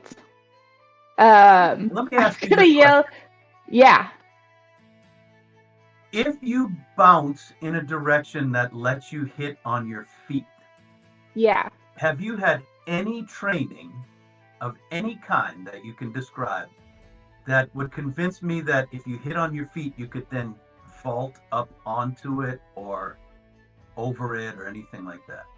Yeah, I mean, Rip spent a lot of time with the giant badgers in the village. That was one of pretty much the only livestock at the old village in the other dimension was giant badgers. And they definitely had an interest in being around the giant badgers, probably spent a good amount of time with them. So yeah, I think if they were able to, they're bouncing around, they're gonna try and get around onto their feet, kind of like water ski style a little bit, and then try to, when we come up on a tree, swing wide and kick up off of the tree up onto the baby hadrosaur. And then if I make it say, these are nothing like badgers, and then keep going. All right. What I'm going to say is you try to kick off the tree. Yeah. You miss, but you go around the tree. So the rope, you've gone one direction, the dinosaur has gone the other, the tree is the center. You get pulled up against the tree, the dinosaur swings around because the rope is on its neck. It's now facing the other way. Yeah. The mom is barreling towards you. They're looking right at each other. Perfect. Before Rip goes, Fern, you just got whipped around. You're still on its butt. Is there anything else you'd like to do or try? So, in the chaos, all Fern can think of is how earlier, or in the day before, everyone kept talking about the strands of the weave.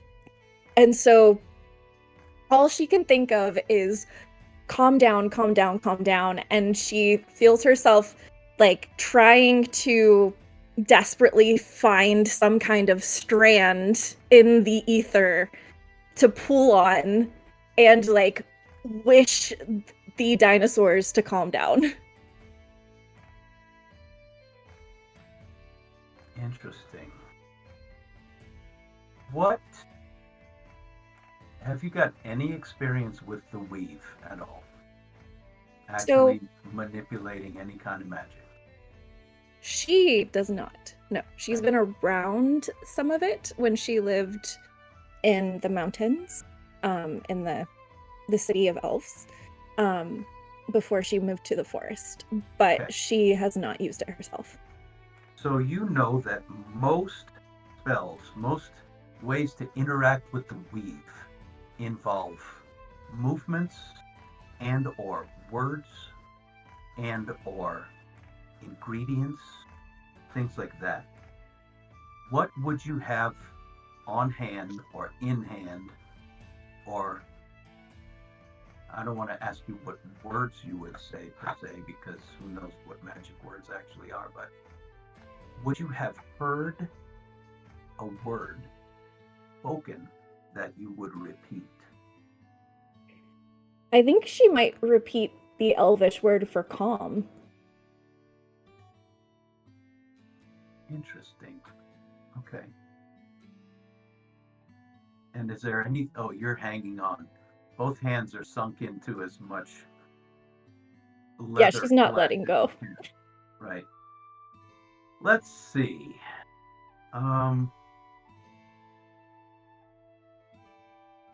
You speak a word that you've heard.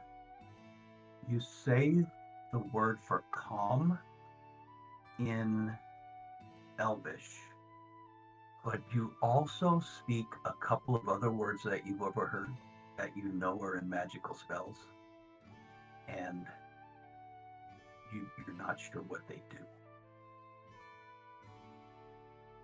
But frozen on this thing's back, refusing to let go, you murmur those spells and you move your fingers in just the slightest way that you've seen before. And you look up and you see this giant dinosaur barreling down at you. And as you say the words, you feel a stirring. And out of this big one's face, as it runs towards you, a dozen little flowers pop out. And you see it kind of shake its head and veer off to the side and crash into some trees and kind of fall over on its side and start struggling to stand up. You just made flowers grow on this thing's face. You don't know how or why. You don't know how powerful a spell it is, but you just cast a spell by saying words and by believing you could. Fern is going to start hysterically laughing. The hysterical laughing makes the little dinosaur, because it's coming from right behind it, start charging uphill. So it's gone. Rip is now bouncing on the other side. Flips around the tree. Great. It's coming back uphill toward the other three of you. The mom is struggling to get to its feet, but it's rolling around in the trees down there. What does Sunny do?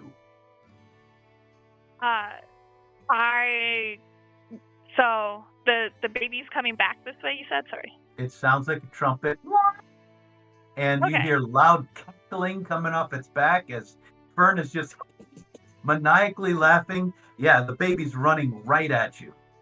Okay, I'm going to grab, if I have any cattails left, I'm going to put those on the end of my hook and try to like dingle it like I saw them doing with the goat. You don't And have I'm gonna- time to attach cattails. Yeah. One of okay. them still has it on it, though.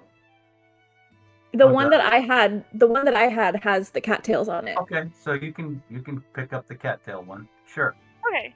I'm just trying to like see if I can get it to like calm down and stop running and any You kind of don't thing. think it's going to calm down. It's running Okay. for what it thinks is its life. But Yeah, you hold that's up the it. cattail and the pole, right? Yes. Yeah. What's Stony doing? Stony is on the ground, a little winded, a little frightened. But he hears the trumpet of the baby coming back around, and he pops right back up, and he looks around, looks at Pieta, and is like, the lasso, rope, it's coming back, it's coming back. Yes. Do you want to trip it? Is that what you want to do? The Oh! hole in the. Oh, me lasso to it. Oh, darn it! And Stony runs over to the rope and tries to fashion some kind of lasso knot to get that ready for him. Kieta, what are you doing as Stony's wrestling with the rope? He lets in a quick. By the way, I'm so sorry about the sandwich thing. No, and then, actually, it's fine. I thought it was quite delicious, and he like wipes a bit off. And what is that? Salami? yeah, she uses 3 times of deli meat. And it's not the time for that. He like thinks. What can I do? What can I do? He's got the gloves. He's got the He's preparing the lasso knot. I think he's just preparing to really try to throw that lasso as best as he can to it. So Pieta's gonna throw the lasso. What's Stony gonna do?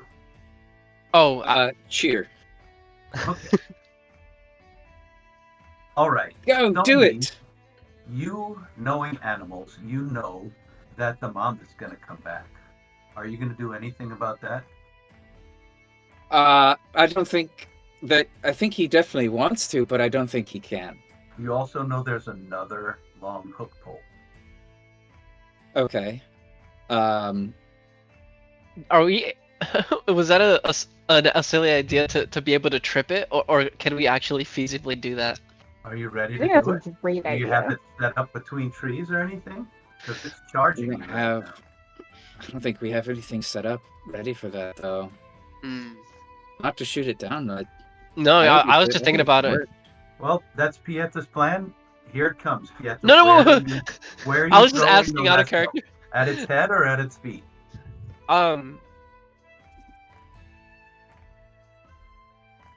At its head. Okay.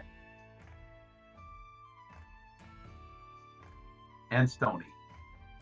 You've got the hook. Yeah, Stony's got the hook, though he's not sure what to do with it. Okay. Still. The baby comes.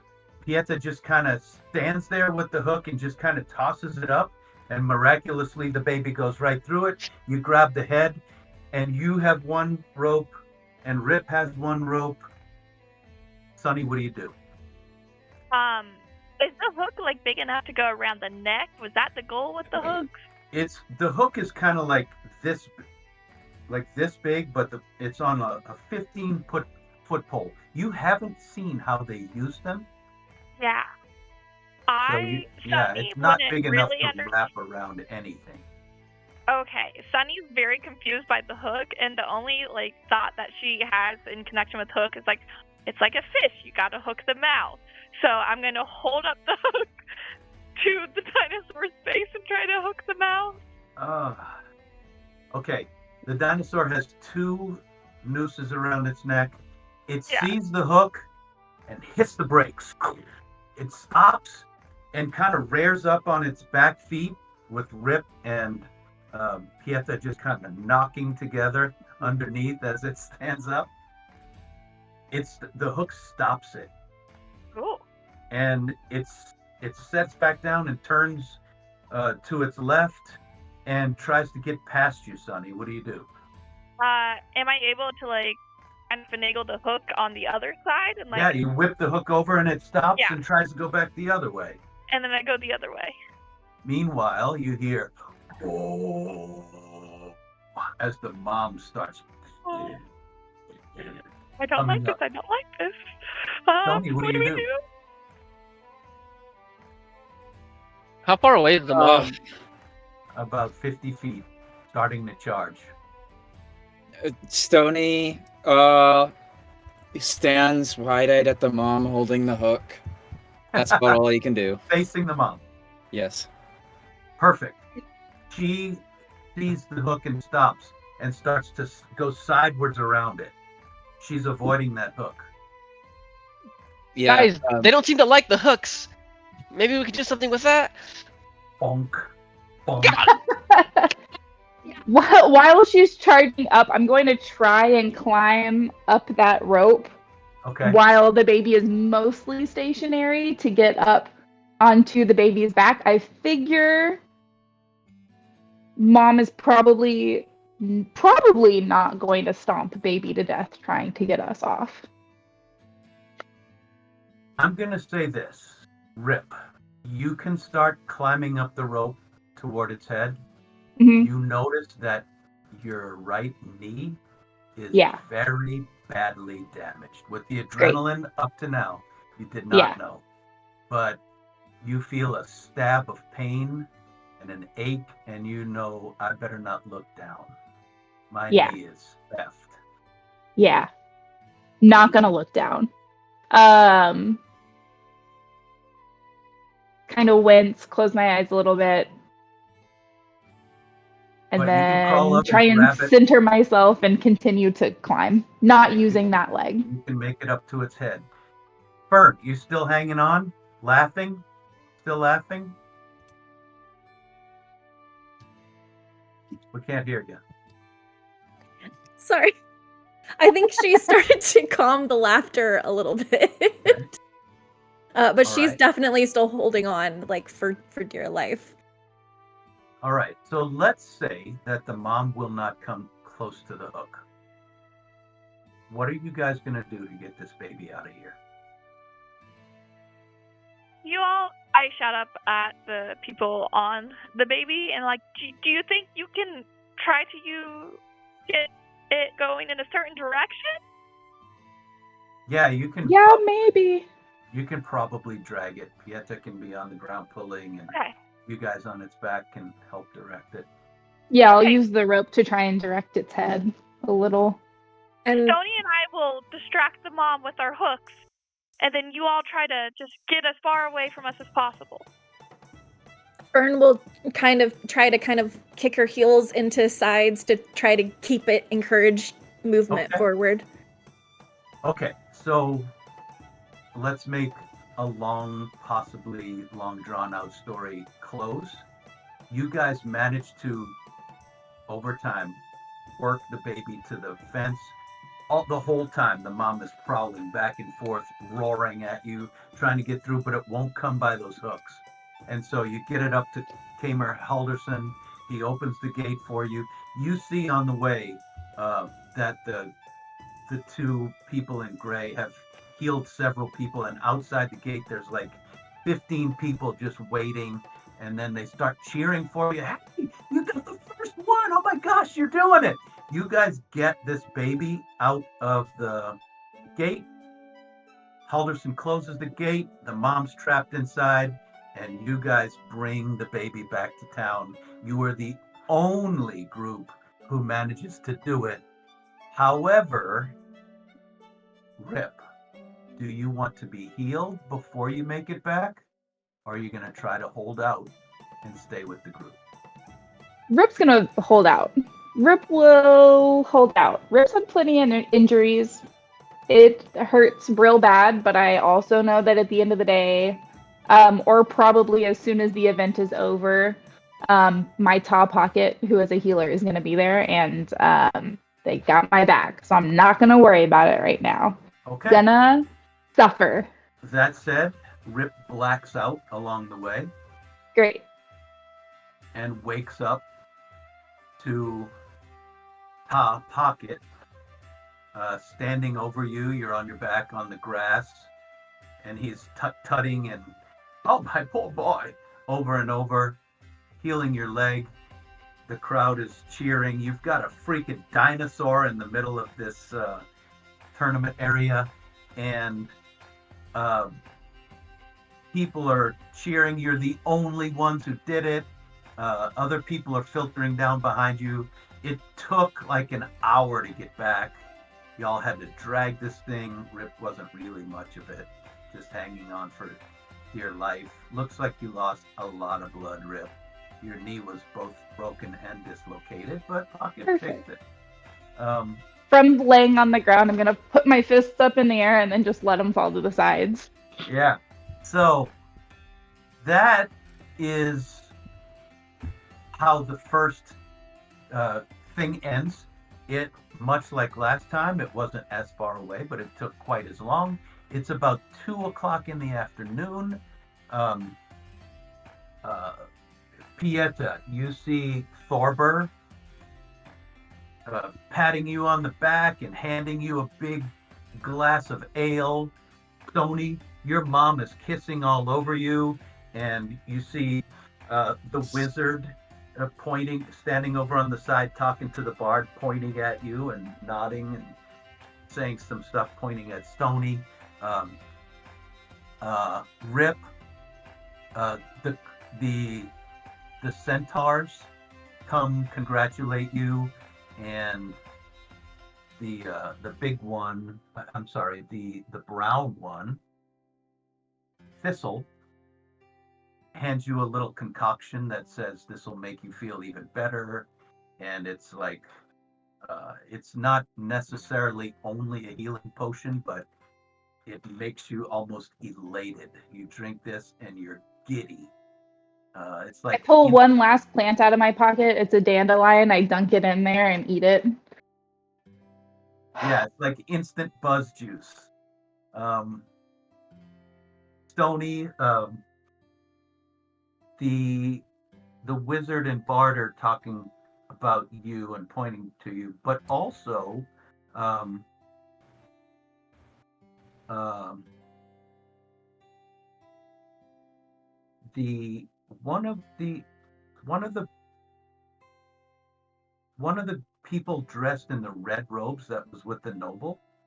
She was a bald human with freckles and a big wide smile.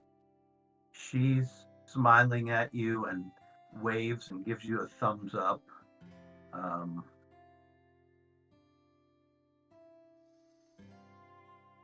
Fern, I see everybody out there. I'm trying to get to you. Fern, you see as you look around, sitting on a rooftop, pretty far away, a couple blocks away, this figure. And she's like, uh, there are also clerics walking around healing people. One of them is one of the people in gray who comes up to you, Fern, and says, "Well done, well done." This is the old dwarven lady. "Well done, my dear. I saw you on the back of a dinosaur. Amazing. Are you injured?" Oh, no, I'm fine, actually. "Frightfully amazing," and walks away. Um, Sunny, who are you looking for? Well, You're I getting a would, lot of congratulations, and people are yeah. shaking your hand, patting you on the back, offering you drinks. Are you looking for anyone in particular? I would be looking to make eye contact with the bard because he came up to me yesterday after the performance and just see if I got like some approval there. But in the back of my mind, I'm remembering my dream again, and I am looking out for uh, Grunch and to see if I see her anywhere in the crowd. As soon as that strikes your mind and you start looking, you instantly lock eyes with her. She's on the back edge of the crowd, and there are three young people standing around her. And when you look for her, it's just instant eye lock. And she grabs her hat and kind of tips it to you and smiles really widely, uh, and then turns I away. And these three young very people follow her. I'm very unsettled by that, and my hand, without really thinking about it, goes into the pocket of my skirt and kind of grips the redstone she gave me, though. Your And I just fingers start find it first before they touch anything else. yeah, and I just hold on, and then I realize what I'm doing, and I'm like, no, No. Gotta study myself, and then I turn to whoever's nearby. Fern, do you think we get to keep the dinosaur? I hope not. I don't know where we'd put it. And I, out of sight, out of mind with the Grinch now. Okay. Before we leave Sunny, I'm gonna say you hear in your mind, that was fucking amazing. It's your doll. Do I recognize this voice? Have I Yeah. heard it before? Yeah, it's your doll. It's your puppet. Okay. Yeah. She just spoke to you. I take out Grim, and I'm like, yeah, did you see the whole thing? And I just start having a conversation with Grim now. Pieta, are you looking for anyone in particular? Well, first off, is like, how hard is my head throbbing and body aching from all that boing, boing, boing? In the... Oh, you're plenty hurt. Nothing is completely broken, but you could use some healing if you need it. Yeah, because when Thorber pat me, I was like, Yeah. Yeah, you're a box full of bruises. But one of the clerics comes by and puts a hand on your shoulder, and you feel this warm glow spread through your body, and you feel a little better. oh, I like try to act cool. Thanks for the pick me up. Oh God, that was. That is my job, my boy. And walks away. Anyone else you're looking for? I try to see if Harry or Mary are out. You don't see either one of them. But He gets the a little. crowd is thick around you, so you just haven't seen them yet. Gotcha. No, I think I'm just trying to keep it together. I denied the drink that Thorber gave me. Just thinking about last night, I'm like, no, my body's aching. Maybe I do need a little bit to like. He does a little peer pressure. Come on, boy, be a man. Maybe this will help me avoid the pain or make me feel not as painful. And I just kind of like I'm trying to stay composed and not feel the aches as much. Okay, Stony, are you looking for anyone in particular? I think so at first, he's sort of in his own head at the moment. He's thinking about a lot of things. And he keeps giving a few scowls towards Fern's direction, but I think he finally kind of comes out of his reverie, and he approaches the red-cloaked noble that acknowledged him, Mm-hmm. and introduced himself. Hello, my name is Stony. Oops, sorry, my lights went off. I was part of the team there that captured that hadrosaur. I see you. You did real good. Wow, you fended, from what I hear, you fended off that big one. Wow, takes some bravery. Well, What's your name? apparently. Tell me your name again. Stony. My name is Stony. Stony. Oh, that's a fun name. My name's Twirly. They called me Arcanist Twirly back in Emon, but I just tell people my name's Twirly. Oh, you're an arcanist. How I am. interesting. Yeah. I do magic and sorcery and whatnot, wizardry. Yeah, I learned a long time ago. So, are you looking to be an intern, or are you looking to get out of here and learn a new profession or anything? Well, I would like a profession, but I'm still unsure of where I should be going. Well, I tell you, you can learn just about anything in Iman. You might as well try. Unless you want to stay here, of course. I'm not trying to convince nobody. I'm not here to recruit at all. I'm just here with with the Duke, and we're just looking around, just learning your little town here. But that was good. Congratulations. if I see you later on tonight, I'll buy you a beer if that's all right, or a drink or something, or I don't know. We'll share a side of beef or whatever you guys eat around here. Well, Twirly, I would certainly never turn down an ale or a beer or what have you. Side of beef, yeah. Ribs, what you call it, right? Ribs. Ribs is certainly what you could call it, indeed. Yeah, that's good stuff. A barbecue, some little things on the side to make it a meal. Yeah, I like your food out here. Well, you don't seem to have all that much to say. Well, it's just that I don't know how to change the subject to one that's very technical. Technical? Oh, you don't want to talk about your dinosaur capture? Heck. All right, what kind of technical question you got for me? I'll try to answer it, but I don't know if I'll know anything.